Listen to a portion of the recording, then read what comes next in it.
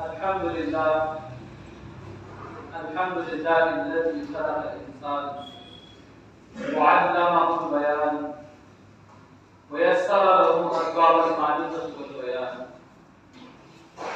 वस्सलातु वस्सलामु अला सय्यिदिल अंबिया'i वल मुरसलीन व अला आलिहि व अस्हाबिहि अजमईन व मन तबिअहुम बि ihsan व दआ बिदावतिहिम इला यौमिद्दीन। अम्मा बाद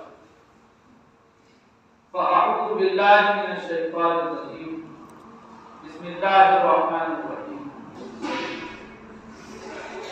यरफ़अिल्लाहु अल्लज़ीना आमनु मिनकुम वल्लज़ीना ऊतुल इल्मा दरजात। सदक़ल्लाहु अलज़ीम। क़ाल नबी सल्लल्लाहु अलैहि वसल्लम तलबुल इल्म फ़रीज़तुन अला कुल्लि मुस्लिम औ कमा क़ाल नबी सल्लल्लाहु अलैहि वसल्लम। इस हाफिज़ कुरान की बरकत से मैं और आप यहाँ जमा हुए हैं। हम सबसे पहले उन हाफिज साहब को मुबारकबाद पेश करते हैं और उनके असातिज़ा को मुबारकबाद पेश करते हैं। मदरसे के जिम्मेदार को मुबारकबाद पेश करते हैं कि इन सब की मेहनतों और कोशिशों से अल्लाह ताला ने जनाब मौसूफ को हिफ्ज़ कुरान की नेमत से नवाजा। साथ में उनके वालिदैन का जिक्र करते हुए बात कहना चाहते हैं कि आपने वो काम किया है जिसका बदल पूरी कायनात मिलकर पेश नहीं कर सकती। हज़रत अली रज़ी अल्लाह ताला अन्हु रिवायत करते हैं कि नबी अकरम सल्लल्लाहु अलैहि वसल्लम ने ये फरमाया कि लोगों सुनो, जिस तरह तुम मेरा और मेरे सहाबा का एहतराम करते हो, इकराम करते हो, इसी तरह तुम हाफिज़ कुरान का एहतराम करो, इकराम करो। नबी अकरम सल्लल्लाहु अलैहि वसल्लम ने फरमाकर क़यामत तक आने वाले इंसानों को पैगाम दे दिया कि हाफिज़ कुरान का मर्तबा नबी अकरम सल्लल्लाहु अलैहि वसल्लम की ज़बानी मिस्र सहाबा के तो हर एक इंसान पर हाफिज़ कुरान की इज्जत, उसका एहतराम करना लाजिम और जरूरी है। आज हमारे सामने ये हाफिज बने, इनको मुबारकबाद हम और आप आज पेश कर रहे हैं। अल्लाह ताला ने इनकी पैदाइश से कई साल पहले, और रिवायतों में है कि हज़रत आदम अलैहिस्सलाम की पैदाइश से 2000 साल पहले मुबारकबाद दी थी उन लोगों को जो कुरान को हिफ्ज़ करें। अल्लाह ताला ने इंसान की पैदाइश से 2000 साल पहले सूरह यासीन और सूरह ताहा की तिलावत करवाई। फरिश्तों ने सुना तो पुकार उठे कि बड़े मुबारक होंगे वो लोग, बड़ी मुबारक होगी वो उम्मत जिसको ये कुरान दिया जाए। बड़े मुबारक होंगे वो सीने जिनमें कुरान महफूज किया जाएगा। बड़ी मुबारक होंगी वो ज़बानें जो इस कुरान की तिलावत करेंगी। तो ये मुबारकबाद को इंसान की पैदाइश से और इंसानों में इंसान अव्वल हज़रत आदम अलैहिस्सलाम की पैदाइश से 2000 साल पहले मुबारकबाद की। फरिश्तों की मुबारकबाद, और मुबारकबादी का मतलब ये है कि अल्लाह ताला ने तुम्हें जो है बरकत का, खैर का, भलाई का जरिया बनाया। अल्लाह ताला ने कुरान करीम के हिफ्ज़ करने का जो है इस उम्मत के लिए फर्ज़ किफ़ाया का दर्जा उलमा ने बताया। अल्लाह ताला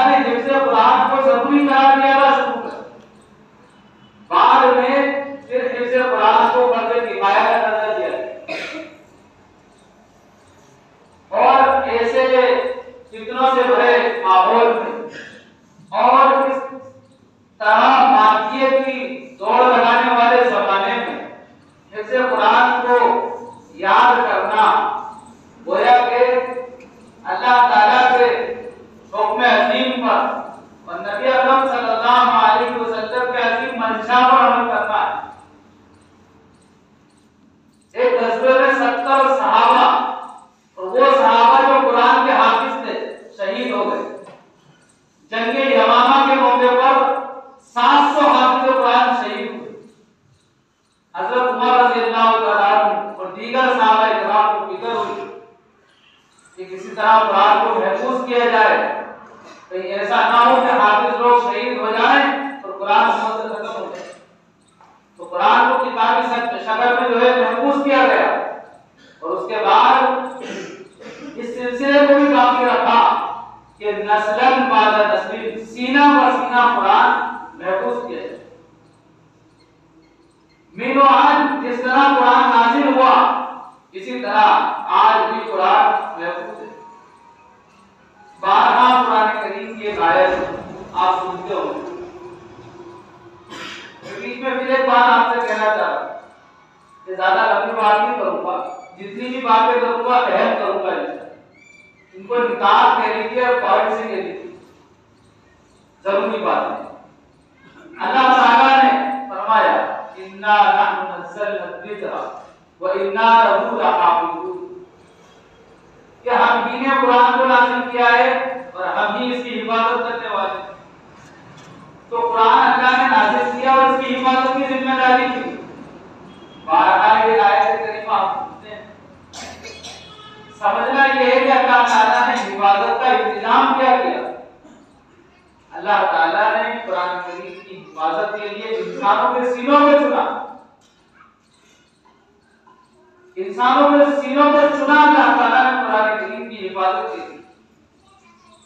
तो जो इंसान कुरान को हिफ्ज़ कर रहा है वो कुरान की हिफाजत करने में अल्लाह का मुआविन बन रहा है। लेकिन ये बात यकीनी है कि अल्लाह को किसी के ताउन की जरूरत नहीं। अगर अल्लाह ने किसी को चुन लिया है तो उसको ऊपर करम करना, उसको ऊपर फजल अजीम फरमा दिया। और फिर जो लोग इस राह में किसी भी तरह ताउन करते हैं तो कुरान की हिफाजत के जिम्मेदार।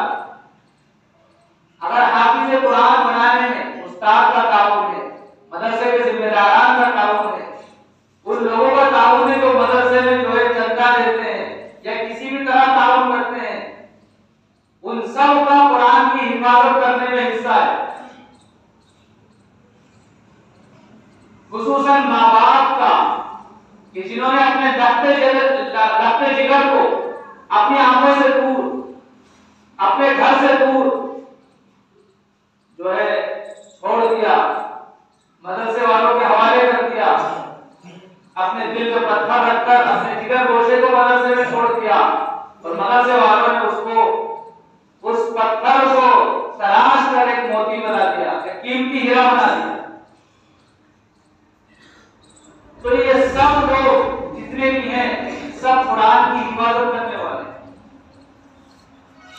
एक रुपया भी अगर किसी ने किसी को हाफिज बनाने में या किसी को मदरसे को आगे बढ़ाने में या दीन के किसी काम में खर्च कर दिया तो वो कुरान की हिफाजत की जिन लोगों को जिम्मेदारी दी गई है, जिनके जरिए कुरान की हिफाजत हो रही है, उनकी मुआवनत की वजह से वो भी कुरान की हिफाजत करने वालों में शामिल है। ऐसे लोगों के साथ अल्लाह की खुसूसी मदद है। हजरत हसन बसरी रहमतुल्लाह अलैह फरमाते हैं जिस कौम में और जिस बस्ती में कुरान करीम की तिलावत की जाती है अल्लाह ताला उस बस्ती में अपना अज़ाब भी भेजता है। तो अल्लाह ताला ने ये अज़ाब से हिफाजत का एक जरिया कि किसी ने हिफ्ज़ कर लिया, कुरान की हिफाजत का जरिया बना, अब अल्लाह ताला उसकी वजह से अज़ाब को रोक देते, अज़ाब का इरादा बदल देते। और एक बड़ी अहम बात जो अल्लामा दहलवी रहमतुल्लाह अलैह ने नकल की है कि अल्लाह ताला बहुत ज्यादा गुस्से में होते हैं, गोया कि इतना गुस्सा कि अगर अल्लाह वाकई उस गुस्से के मुताबिक अज़ाब भेजते हैं तो बस्तियों को तबाह करते हैं। लेकिन अगर किसी बस्ती में हाफिज़ कुरान होता है और अल्लाह की नजर उस हाफिज़ कुरान पर पड़ती है, अल्लाह अपने अज़ाब को रोक देते हैं तो अल्लाह का गुस्सा मोहब्बत में बदल जाता है। इतना बड़ा इनाम अल्लाह का, इसके पीछे से इनके असातिज़ा, जिम्मेदारान, वालिदैन और हर वो इंसान जो मदरसे का काम कर रहा है, सब इस सिलसिले में आते हैं। इस एक इंसान की वजह से सब के ऊपर अल्लाह की मोहब्बत की नजर पड़ जाती है। आज इस गए गुजरे दौर में जहां चारों तरफ मदारिस को निशाना बनाया जाता है, जैसा कि एक भाई ने तकलीफ बड़ी जामी बातें कही, ऐसे में मदरसों का साथ देना, उनका ताउन करना हर एतबार से यह हम लोगों के लिए लाजिम और जरूरी है। तो अल्लाह ताला ने खुसूसी इनाम फरमाया मुझ पर, आप पर, खुसूसन हाफिज़ कुरान पर। अल्लाह ताला ने इस मजलिस से आगाज़ किया। खत्म कुरान की मजलिस में दुआएं कबूल होती हैं, अल्लाह की खुसूसी तवज्जो होती है। अल्लाह ताला अगर कुरान करीम को पहाड़ पर नाज़िल करते तो पहाड़ अल्लाह के डर और खौफ की वजह से रेज़ा रेज़ा हो जाता है। अल्लाह ताला ने पहाड़ पर कुरान को नाज़िल नहीं किया। मुफस्सिरीन ने लिखा है कि इतनी जलालत है इस कुरान के अंदर, इतना जलाल है इस कुरान के अंदर कि अगर ये पहाड़ पर नाज़िल होता तो पहाड़ रेज़ा रेज़ा हो जाता। इतनी तकलीफ होती है जब कुरान नाज़िल होता है। तो नबी अकरम सल्लल्लाहु अलैहि वसल्लम ने जिस तरह ये कहा मलकुल मौत से कि जितनी भी तकलीफ देना है ये मौत के फरिश्ते तकलीफ मुझे दे दे, मेरे उम्मती को तकलीफ मत देना, मौत की सख्ती जितनी भी देना है मुझे दे दे, मेरे उम्मती की रूह आसानी से निकाल देना। इसी तरह जब कुरान नाज़िल हुआ तो जितनी तकलीफें कुरान के नुज़ूल की होना थी वो सारी तकलीफें नबी अकरम सल्लल्लाहु अलैहि वसल्लम ने खुद बर्दाश्त कर ली और हम लोगों के लिए कुरान का हिफ्ज़ करना आसान हो गया। हज़रत आयशा रज़ियल्लाहु ताला अन्हा फरमाती हैं कि नबी अकरम सल्लल्लाहु अलैहि वसल्लम पर जब कुरान की कोई आयत नाज़िल होती, अगर आप ऊँटनी पर बैठे होते तो मारे गोश्त के वो ऊँटनी खड़ी होती तो बैठ जाती। हज़रत अली रज़ियल्लाहु ताला अन्हु फरमाते हैं एक मरतबा मैं नबी के पास बैठा हुआ था, आपकी रान, आपका कदम मुबारक मेरी रान पर रखा हुआ था, वही नाज़िल होना शुरू हो गई और इतना भारी हो गया आपका पैर, गोया कि मेरा पैर टूट जाएगा। जब वही की वो पैर खत्म हो गई तो आपने फरमाया कि मुझ पर वही नाज़िल हुई, कुरान की आयतें उतर रही। इतनी तकलीफें होती हैं जब कुरान की आयतें नाज़िल होती हैं। बेशुमार रिवायात हैं, आप खुद फरमाते हैं, इमाम बुखारी रहमतुल्लाह अलैह ने लिखा है कि जब कुरान की आयतें नाज़िल होती हैं तो आप फरमाते हैं कि मुझे ऐसा लगता है जैसे कि मुसलसल घंटियां बज रही, यानी उसका तसलसल ऐसा होता है कि जिसको इंसान बर्दाश्त नहीं कर सकता। इसलिए तो कुरान में साफ ऐलान है, लौ अंज़लना हाज़ल कुरान अला जबलिन लरअयतहु खाशिअन मुतसद्दिअन मिन खश्यतिल्लाह। पहाड़ भर जाता है, पहाड़ पर कुरान उतरता। नबी अकरम सल्लल्लाहु अलैहि वसल्लम के मुबारक सीने ने सारी सौबतों को बर्दाश्त कर लिया। आज हमारे लिए कुरान को हिफ्ज़ करना आसान है। अगर ये सौबतें, ये तकलीफ आप बर्दाश्त नहीं करते तो कुरान हिफ्ज़ करना हमारे लिए मुश्किल हो जाता। हमारे लिए आसान हुआ है इसलिए कि सारी तकलीफें आपने बर्दाश्त कर, इतना एहसान किया जनाब नबी करीम सल्लल्लाहु अलैहि वसल्लम ने अपनी उम्मत पर। तो कुरान एक ऐसी अजीम और अबदी किताब है कि जो दुनिया में भी नजात की राह बताती है और मरने के बाद इस इंसान के बारे में अल्लाह से झगड़ेगी। लेकिन ये बात याद रखी जाए कि अल्लाह से झगड़ने के बाद उस इंसान से भी झगड़ेगी जिसने कुरान का हक अदा किया। कुरान को हिफ्ज़ करना और उसको याद रखना, ये दोनों बातें जरूरी।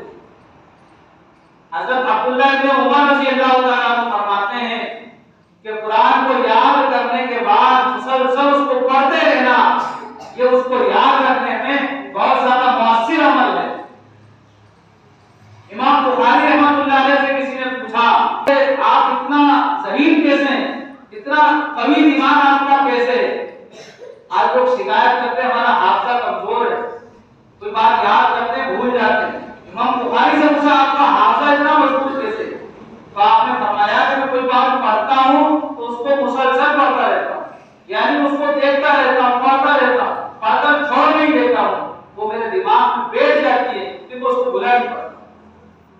तो हाफिज कुरान की जिम्मेदारी है कि हिफ्ज करने के बाद मुसलसल उसको पढ़ते रहना। इसी तरह कीमिया सआदत में लिखा है कि कुरान हिफ्ज करने के बाद भी कुरान के जो उलूम हैं उस तक 3 लोग नहीं पहुंच सकते, या यूं कह लीजिए उसको उस तक पहुंचने के लिए कुरान के अंदर जो खजाने अल्लाह ने छुपा रखे हैं, जो उलूम अल्लाह ने छुपा रखे हैं, इसलिए कि कुरान तो उलूम का खजाना है। समझने की एक मिसाल जिक्र कर रहा हूं कि आपने फरमाया कि मुझे अगलों का भी इल्म दिया गया है, पिछलों का भी इल्म दिया गया है। ऊती कुल इल्म और कदीना और आखिरी, अगलों का पिछलों का सबका इल्म मुझे दे दिया। अल्लाह ताला को पता था कि क़यामत तक ऐसे लोग भी आएंगे जो चांद पर सफर करेंगे, सितारों सैयारों पर सफर करेंगे, जो चांद पर अपनी कमंदे डालेंगे। तो अल्लाह ताला ने अपने हबीब को मेराज अता फरमाया, अपना दीदार नसीब फरमाया। तो अगलों का पिछलों का सारा इल्म अल्लाह ताला ने आपको अता फरमाया, और वो सारा इल्म कुरान में छुपा दिया। जितने नबी आए थे सारे नबियों का मजमुआ मोहम्मद रसूलुल्लाह सल्लल्लाहु अलैहि वसल्लम की जात है, और जो उलूम अल्लाह ने आपको अता फरमाए थे वो कुरान के जरिए तमाम सहाबा इकराम ने अल्लाह ताला ने दिला दिए। उन सारे उलूम को कुरान के जरिए और सहाबा इकराम की जिंदगी के जरिए क़यामत तक आने वाले इंसानों में अल्लाह ने दिला। तो सारे उलूम अल्लाह ने कुरान में छुपा कर रखे हैं। उन उलूम तक पहुंचने के लिए इंसान को अरबी ज़बान में कमाल हासिल करना जरूरी है। आलिम बन जाता है इंसान, अरबी ज़बान से वाकिफ हो जाता है। दूसरी बात यह है कि सआदत में लिखी कि गुनाहों से बचना और बिदअत से बचना ये भी जरूरी है। जो इंसान गुनाहों का आदी होता है या वो बिदअत में फंसा हुआ होता है वो कुरान के उलूम तक नहीं पहुंच सकता। तीसरी बात यह है कि कोई ऐसा अकीदा या कोई ऐसा एतिकादी मसला जो कुरान की इबारत के खिलाफ हो और हमारे दिमाग में उससे उजाड़ पैदा हो रही हो, तो हम ये समझ लीजिए कि कुरान के उलूम तक नहीं पहुंच सकते। हमारा दिल माने या ना माने, लेकिन कुरान में जो है वही हमें मानना है। हमारे समझ में आए या ना आए, लेकिन उसको मानना है। जैसा कि गैर मुस्लिम एतराज करते हैं कि मरने के बाद भी इंसान जिंदा होगा, ऐसा कैसे हो सकता है, लेकिन कुरानी अकीदे के खिलाफ है। हमारा दिमाग कबूल करे या ना करे, हमें मानना है। तो फिर आखिरत में मरने के बाद जिंदा होना है, आखिरत पर ईमान रखना, ये कुरान के उलूम से फायदा उठाने के लिए एक अहम और जरूरी हिस्सा है। तो 3 चीजों का होना इंसान में कुरान के उलूम में महारत के लिए जरूरी है। इसलिए अल्लाह ताला ने फरमाया इन्नहु लकुरआन करीम फी किताबिन मकनून ला यमस्सुहु इल्लल मुतहहरून तंजीलुम मिन रब्बिल आलमीन। एक-एक लफ्ज, एक-एक हर्फ इसका ऐसा मुअस्सिर और बलीग है, इसके अंदर फसाहत के खजाने छुपे हुए हैं। अल्लाह ताला फरमाते हैं इन्नहु लकुरआन करीम फी किताबिन मकनून, ये कुरान करीम ऐसी किताब है इसमें खजाने छुपे हुए हैं। ला यमस्सुहु इल्लल मुतहहरून, इसको बहुत ज्यादा पाकीज़ा लोग ही छू सकते हैं। और उलमा ने इससे मसला बयान किया है कि बगैर वज़ू से कुरान का हाथ नहीं लगा सकते, लेकिन अल्लामा रूमी रहमतुल्लाह अलैह जिनकी मसनवी बड़ी मशहूर और मारूफ किताब है, खानकाहों में इसके बगैर काम चलता ही नहीं है, उसमें एक शेर कहा जिसका मफहूम ये है कि तुम चाहे जितने जिस तरह नदी में और समंदर में गोते लगाते हो लगा लो, तुम समंदर की तहों में जाकर मोतियों को निकाल लाओ, इस दर्जे में अगर तुम मेहनत करो कुरान के ऊपर, अगर तुम पाकीज़ा नहीं हो, तुम्हारा दिल तुम्हारा नुफूस पाकीज़ा नहीं है, तो कुरान के उलूम तक, कुरान में जो मोतियां अल्लाह ने छुपा रखे हैं वहां तक नहीं पहुंच सकते। तो मासियात से एतराज और गुनाह से बचना, पाकीज़ा रहना और इंसान को अरबी ज़बान में उलूम हासिल करना होना और जो बुजुर्गों ने जो मसाइल जो अकायद बयान किए हैं उस पर जम जाना, ये कुरानी उलूम तक पहुंचने के लिए इंसान के लिए बुनियादी हरकत रखने वाला अमल है। वक्त हो चुका है, मैंने मुख्तसर बातें जो है मतन को छोड़ते हुए सिर्फ तशरीह पर इत्तिफाक किया है। उम्मीद है कि आप लोगों को समझ में आया होगा। अल्लाह ताला मुझे भी, आपको भी, हम सबको कुरानी तालीमात पर और नबी अकरम सल्लल्लाहु अलैहि वसल्लम की हिदायत पर अमल करने वाला बनाए। और अखीर में फिर एक बार शुक्रिया अदा करता हूँ आप लोगों का कि आप लोगों ने अपने बच्चे पर मेहनत की, कुरान हिफ्ज़ कराया। ये बड़ा मुबारक अमल है। जैसा कि शुरू में भी जिक्र किया था कि अल्लाह के नबी फरमाते हैं कि जिस तरह मेरी इज्जत करते हो, मेरी यानी मोहम्मद रसूलुल्लाह सल्लल्लाहु अलैहि वसल्लम की इज्जत करते हो, जिस तरह मेरे सहाबा की इज्जत करते हो, इसी तरह आप मुझे कुरान की इज्जत करो। तो ये तो इज्जत का खजाना आपके पास है, लेकिन शर्त यह है कि आगे की आप तारीफ करने लगे, कुरान के उलूम तक आप पहुंचे। इल्म की कोई उम्र नहीं होती। उतलुबुल इल्म मिन अल-महद इला अल-लहद, मां की गोद से कब्र के पेट तक इल्म हासिल करते रहो। ये बुजुर्गों का शेवा रहा है। औरंगजेब आलमगीर रहमतुल्लाह अलैह का एक वाकया मेरे ज़हन में आ गया, सुना ताकि बात बड़ी मजबूत हो जाए कि सियासी कशमकश ऐसी हुई, औरंगजेब आलमगीर हिंदुस्तान के बादशाह हुए हैं, सियासी कशमकश ऐसी हुई कि उनको अपने वालिद को गिरफ्तार करके जेल में बंद करना। उनके वालिद साहब जेल में बंद थे और औरंगजेब आलमगीर रहमतुल्लाह अलैह बड़े बुजुर्ग इंसान थे, एक इंसान थे। उनको बेचैनी हुई कि ऐसा ना हो कि मेरे वालिद मुझसे नाराज हो और आखिर में मेरी पकड़ हो जाए। सियासी कवानीन की वजह से मैंने उनको जेल में तो बंद कर दिया, लेकिन अल्लाह का हुक्म भी तो समझना जरूरी है। तो औरंगजेब आलमगीर रहमतुल्लाह अलैह ने अपने खादिम को भेजा जब उनका बच्चा हाफिज। औरंगजेब आलमगीर रहमतुल्लाह अलैह का बच्चा जब हाफिज हुआ तो उन्होंने अपने खादिमों को भेजा हदीये तोहफे लेकर, जाओ मेरे वालिद के पास, वो जेल में है, उनके सामने हदीये पेश करना, कहना कि तुम्हारा पोता हाफिज कुरान बन गया है। और साथ में नजर रखना कि मेरे वालिद साहब जब तुम ये बात कहो कि हदीये दो तो उनका रिएक्शन क्या होगा, क्या रद्द-ए-अमल होगा उनका।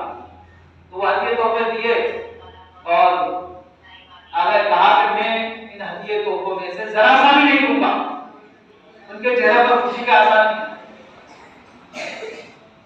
फिर आदमी वापस आए हदीये तोहफे लेकर, तो उन्होंने कहा कि मैं तो बिल्कुल भी इस्तेमाल नहीं करूंगा। औरंगजेब आलमगीर रहमतुल्लाह अलैह ने खुद कुरान को हिफ्ज़ किया